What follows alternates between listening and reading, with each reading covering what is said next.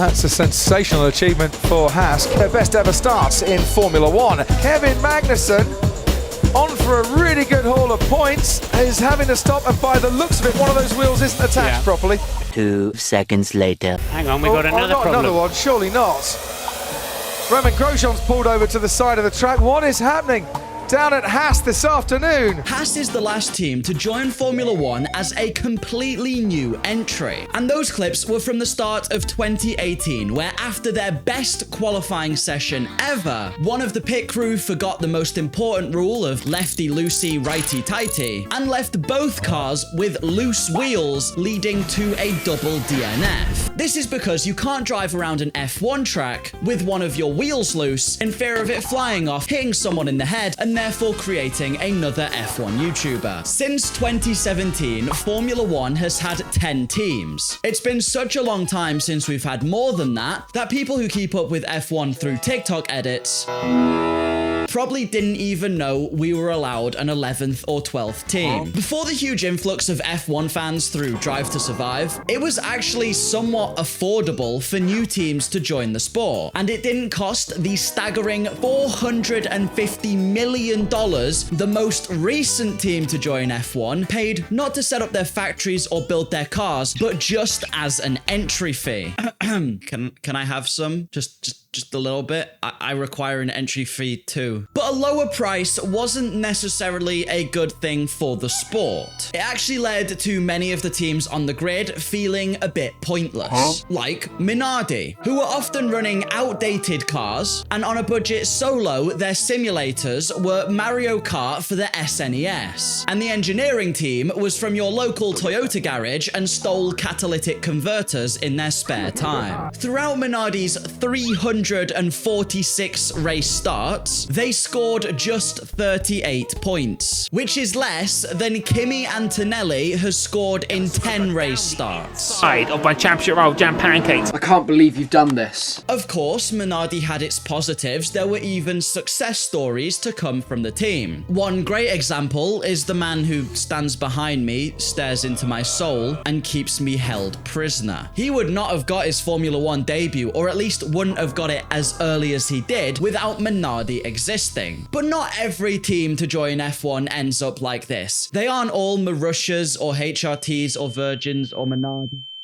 Okay, fine, there are a fair few that end up about as useful as your grandma's Nissan Note, but sometimes a new team can actually shake up the order of the grid. Like back in the late 1970s, when a man named Frank Williams entered the Williams team, very inventive naming, into Formula One. By 1980, they'd won their first ever championship. In 1982, because they didn't have as many connections as the other teams and couldn't get their hands on the brand new turbocharged engines, they got their legendary engineers to design a 6-wheeled Formula One car that would catch them up to the rest of the grid, and that thing could reportedly do cornering speeds of 150 miles an hour, probably giving off G-forces that would melt the driver's face. But it was so good in testing, ultimately the FIA deemed it illegal, and 4 wheels became the mandated amount on a Formula One car. Turns out they didn't even need 6 wheels anyway, because their driver Keke Rosberg just went and won the championship. In all fairness, their main rivals did either die or break their legs. We'll always wonder what could have been for Gilles Villeneuve. In the 90s, Williams then defined themselves as not just a team, but a legend of Formula One, even making the funky suspension Mercedes would steal years later and pretend they invented. And they also took 4 drivers' championships in the span of 6 years. In more recent times, we've even seen this again with Red Bull. When Red Bull joined F1, they were kind of a laughingstock. How the fuck can an energy drink build a car? What are they gonna run it off? Caffeine? Well, apparently, yes, because within 5 years of joining the sport, they had tube-fed Sebastian Vettel raw caffeine straight from the bull's balls. There is actually apparently bull semen in energy drinks, by the way, if you were wondering. And this had led to them winning their first F1 championship. They did that, beating out Ferrari, who are literally F1's most prestigious team, and made them look like amateurs in comparison. It's a Ferrari! It's a shit. Now we all know that Red Bull is one of the most formidable teams in all of Formula One, when the team boss isn't sending voice notes over WhatsApp to his drivers. Come on, big boy! Show me your willy! And when the second car actually has a throttle pedal that can get pressed the whole way down, and a driver who can see over the steering wheel. I like Yuki. I'm sorry, Yuki.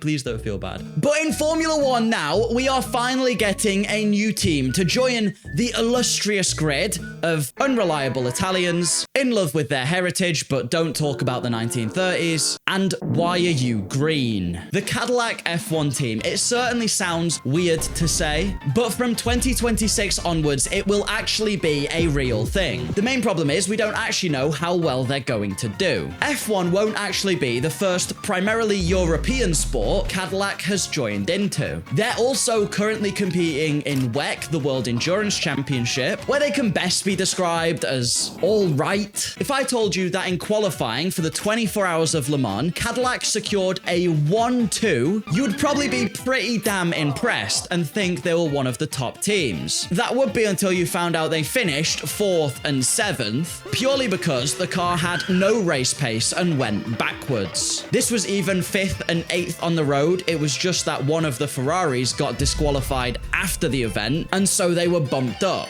Now, in defense of Cadillac, their hypercar sounds absolutely amazing when the engine kicks in. So I will personally bump them up a place and they get on the podium. But no one is taking Robert Kubica's win. Speaking of Kubica, I made a video on him here. Shameless plug, I know. Formula One, however, is completely different gravy to the World Endurance Championship. You can tell this is true because in WEC, Ferrari actually win races. But in Formula One, you're lucky if they remember to bring the tires to a pit stop. One of the most important things to get right in Formula One is the tires. And also subscribing to the Dan No Skill channel, because you'll be sure to stay up to date with stupidity. And if you want to save money while staying safe on the internet, you can use my link to get yourself 72% off NordVPN, as well as earning a free Amazon gift card. And who doesn't love free money? Just use the link in the description or pinned comment, head on over to NordVPN, and help support the channel, as a portion of what you spend does go back towards me, all while staying safe online, as well as getting access to potentially region-blocked content. Also, a big thank you to the channel members who support me every month. I really do appreciate it. It goes a long way. Thank you. But let's talk about Cadillac's drivers, because unlike teams who have been on the grid for a very long time and can train up rookies, a new team wants to bring in drivers who already have experience within Formula One. And this is where Cadillac's first, and by the looks of it, most likely to actually sign with them, driver comes in. Hey, Valtteri? Yeah. That's a Cadillac. Oh, wow. That's actually a nice seat. It's a great seat. I wouldn't mind. From race wins to nude calendars, Valtteri Bottas has done it all. The current Mercedes reserve driver and former green fart driver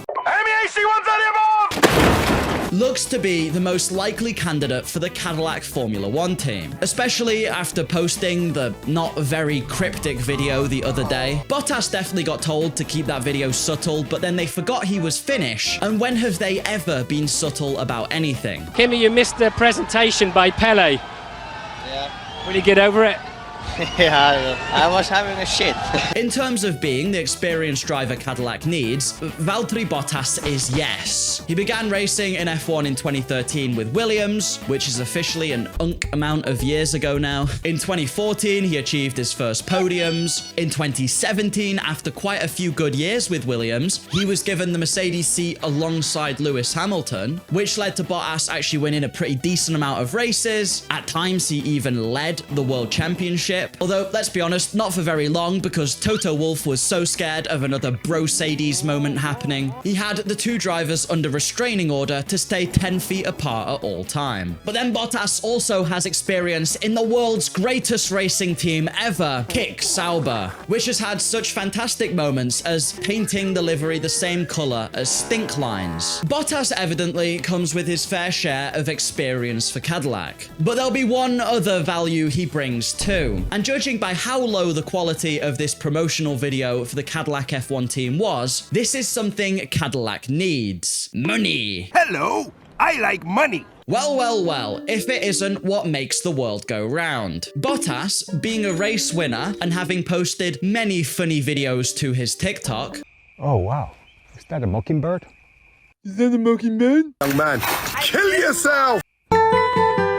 Means he has some great marketability, which is crucial for a new F1 team because they'll need to bring in sponsors to help keep their costs lower. As the famous quote goes, how do you become a millionaire in Formula 1? Well, you start off a billionaire. Plus, if Cadillac fall on really hard times, they can always just sell off more pictures of Valtteri's arse. Now, money is also going to be very important for trying to figure out who the second driver of the Cadillac F1 team might be, because they do actually have a few options. If you'd asked me a couple months ago, I would have said there was potential for Alex Palou or Colton Herta to come over from IndyCar and take the F1 seat. Herta especially would have aligned with Cadillac's dream of getting an American driver into Formula 1 again. Hopefully ones who don't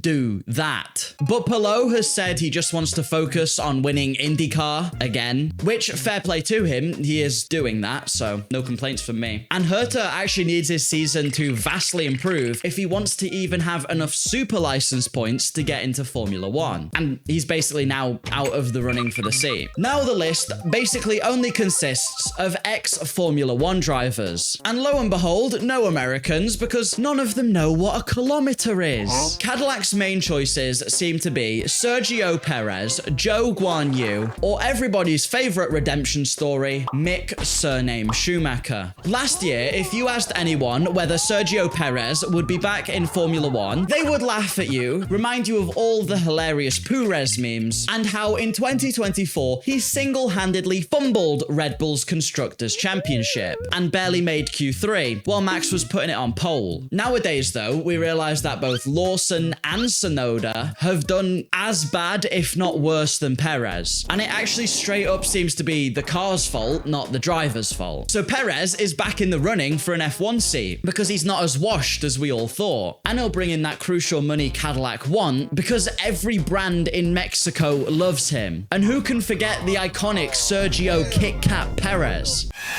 So he brings in experience from a world championship winning team, he brings in money, and he's maybe possibly not completely washed. But let's now talk about probably the least likely of all of the candidates, Joe Guan Yu. Many people will remember him as the funny upside down man, or me shouting at him in the F1 game as Joe. The main two things he has in his corner are the fact that he has a ton of Chinese sponsorships as the only Chinese F1 driver, and the experience he's gained this year in Ferrari's simulator. But this may surprise you as a former Joe hater. Give this man another chance in F1. I think he's actually half decent, he just needs the car to prove it. Now it is time to talk about the fan favorite for the Cadillac seat. And honestly, if I was a gambling man, the person I'd put my money on to get it. Mick Schumacher. Mick has F1 experience, although I'll admit a big chunk of that was spent in the wall. He also has plenty of marketability,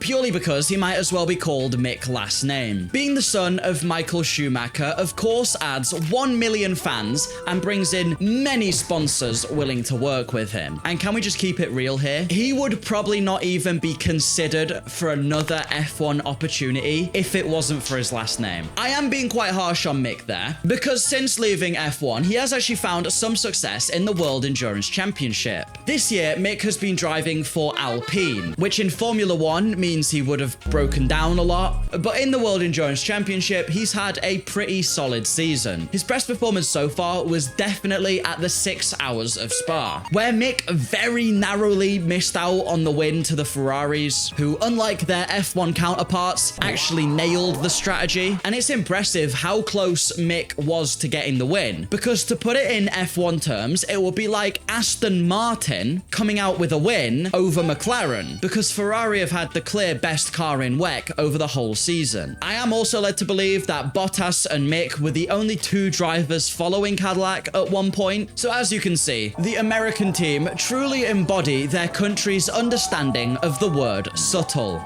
Obama.